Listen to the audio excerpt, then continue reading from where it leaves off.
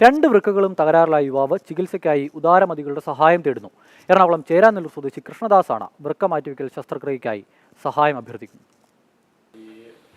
ഈ വർഷം തുടക്കത്തിലാണ് എറണാകുളത്തെ സ്വകാര്യ സ്ഥാപനത്തിൽ ജോലി ചെയ്യുകയായിരുന്ന ചേരാനെല്ലൂർ സ്വദേശി കൃഷ്ണദാസിന്റെ വൃക്ക രണ്ടും തകരാറിലായത്.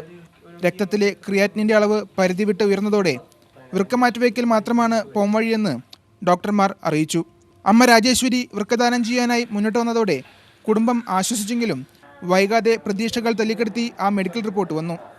മോനിങ്ങനൊരു അസുഖം വന്നു കഴിഞ്ഞപ്പോഴേക്കും ഞാനാണ് ഡോണറായിട്ട് ആദ്യം തന്നെ തയ്യാറായത്. അങ്ങനെ പോയി കഴിഞ്ഞപ്പോഴാണ് എനിക്ക് ക്യാൻസറാണെന്ന് മനസ്സിലായത്.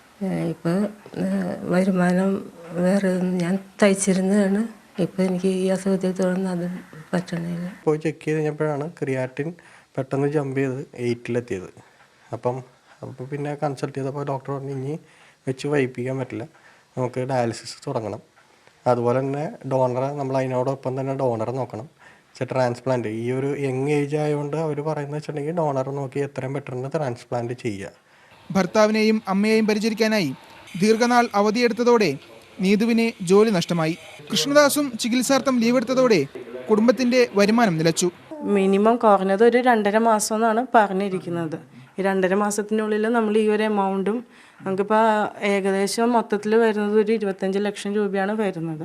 ഈ ഒരു എമൗണ്ട് നമ്മൾ കൈ കരുതാനാണ് ഡോക്ടർ പറഞ്ഞേക്കുന്നത്. കൃഷ്ണദാസിനെ വൃക്കദാനം ചെയ്യാൻ ചോദിച്ച ദാതാവിന് ലഭിച്ചെങ്കിലും ഓപ്പറേഷന് ചിലവാകുന്ന ഭീമമായ തുക കുടുംബത്തിന് മുന്നിൽ വലിയ ചോദ്യചിഹ്നമായിരിക്കുകയാണ്.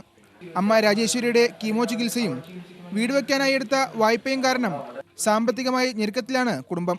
കൃഷ്ണദാസിനും കുടുംബത്തിനും സാമ്പത്തിക സഹായം ചെയ്യാൻ ആഗ്രഹിക്കുന്നവർക്ക് ബാങ്ക് അക്കൗണ്ടിലൂടെ സഹായം നൽകാവുന്നതാണ്.